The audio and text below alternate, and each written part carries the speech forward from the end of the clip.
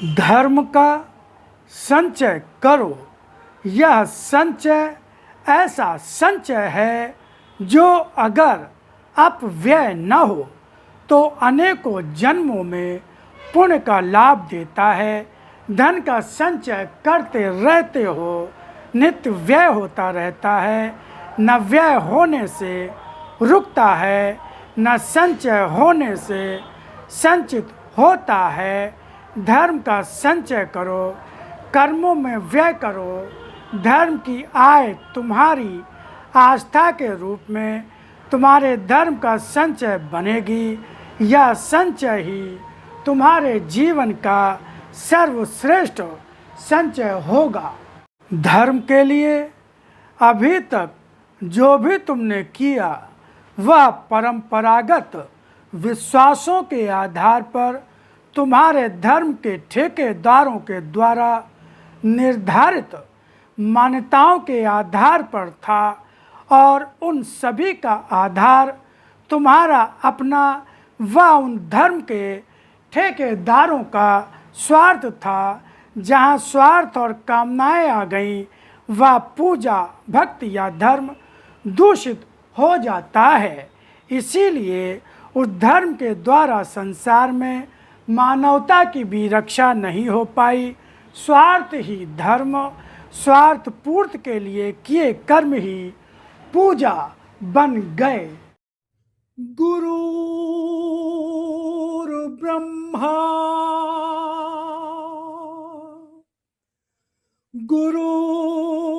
गुरुर्विष्णु गुरुर्देवो महेश्वरा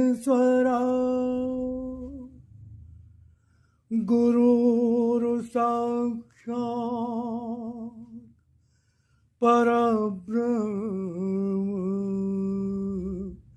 तस्मै श्री गुरुवे नमः।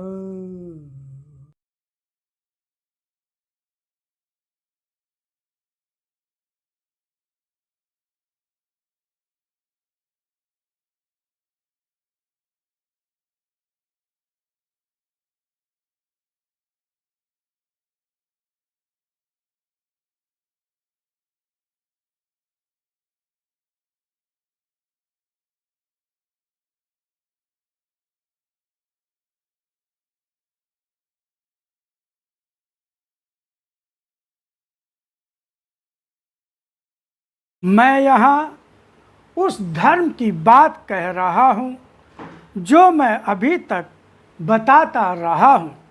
धर्म का पालन किया था राम ने, या तो उसी धर्म का पालन करो, या फिर धर्म क्या है यह बताया था कृष्ण के रूप में मैंने अर्जुन को। फिर आज जो अपनी वाणी के रूप में बता रहा हूँ, मैं तुम्हें अनेकों वर्षों से ऐसे धर्म का पालन करो। मेरी वाणी मेरा शक्ति रूप दर्शन, लिप रूप दर्शन, मेरा साकार दर्शन मात्र नहीं, यह तो प्राणी मात्र के लिए उनका धर्म भी है।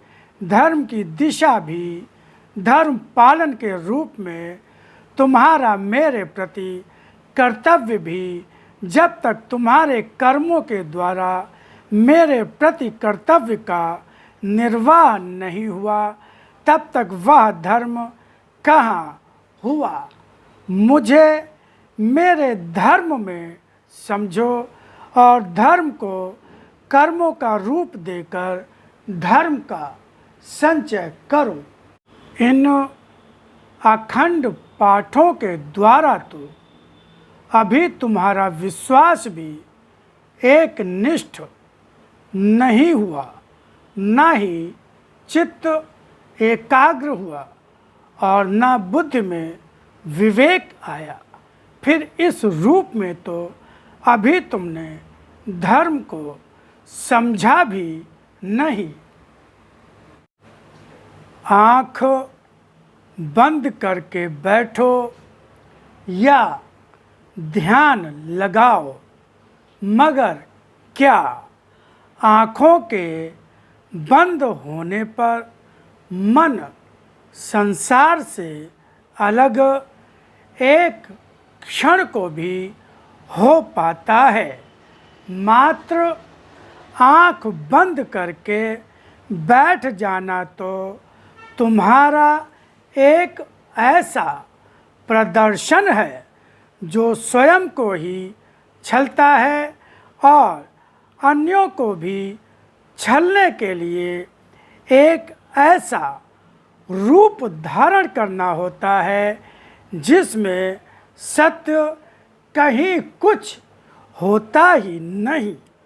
यह तो स्वयं तुम भी नहीं जानते कि आँखों को बंद करके बैठने का तुम्हारा अपना कारण क्या है, और जब भी आँखों को बंद करके बैठे तुमने पाया क्या है? अगर कहते हो कि तुम्हें तो तरह तरह के चित्र, आकार और प्रकार दिखाई दे रहे थे, तो यह भी मात्र भ्रम है तुम्हारा, जो प्रतिक्षण संसार में खुली आँखों से देखते रहते हो। उस पर टिका मन ही वे चित्र बनाकर तुम्हारी दृष्टि में आता रहता है, अथवा स्मरण में आकर तुम्हारे दम्भ को जागृत करता रहता है, और समझने भी लगते हो कि वास्तव में तुम्हारी दृष्टि में तुमने वह देख या पा लिया है जो संसार में किसी ने भी ना तो देखा है और ना ही पाया है। जो सत्य को अथवा मुझे देखना चाहता है वह आँखों को बंद करके नहीं बैठता, वह खुली आँखों से मुझे हर उस स्थान पर देखता है जहाँ मैं हूँ, और ऐसा तो एक भी स्थान है ही नहीं जहाँ मैं नहीं हूँ, न ही कोई ऐसा रूप है जो मेरा रूप नहीं है।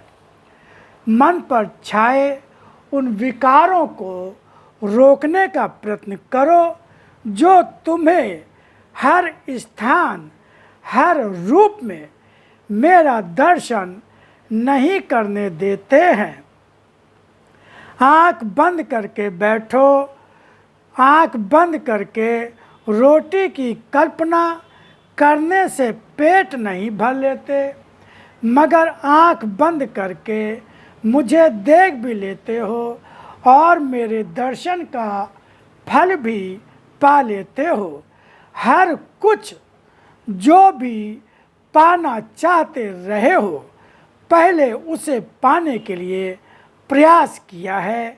यह पाने की इच्छा जब इतनी प्रबल हुई है कि वह लोभ बन गई हो और भावनाओं में इतना वेग आ गया हो कि वह लोभ के वशीभूत कुछ भी करने में हिचका न हो, और उस कर्म के करने में ना तो कहीं पर कठिनाई का भाव आया हो, न ही कहीं पर आती कोई बाधा दिखाई दी हो।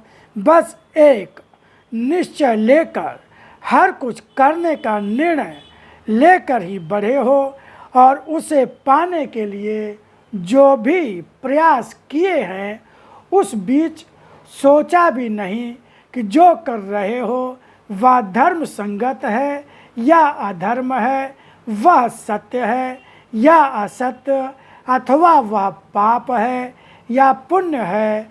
किंतु जब उसे पाने के लिए कभी ऐसे भी कर्म कर बैठते हो जिन्हें करने से अपने देश के कानून के अंतर्गत दोषी और अपराधी कर्म हो जाने के कारण दंड भी पाया है, तब भी निर्भय होकर ही तो हर कुछ किया है। उन स्थितियों के बीच कभी नहीं सोचा है कि जो कर रहे हो वह एक अपराध है, मगर जब अवसर आता है मेरे लिए कर्म करने अथवा मेरे आदेश के पालन करने का, तब छटपटा कर देखा है, मुड़कर अपने संसार की ओर कि कहीं संसार तो नहीं छूटा जा रहा। संसार में आसक्त मन वाला कभी योगी अथवा भक्त बन ही नहीं सकता है, यह निश्चय जानो। संसार में संसार के ही पीछे भागते जीवन को बीच बीच में एक बार मेरी ओर मोड़ने के प्रयास से भी क्या जीवन का कोई भी हिस्सा संपूर्ण रूप में मुझे दे सके। दोनों रास्तों को पकड़कर कभी कोई नहीं चल सकता।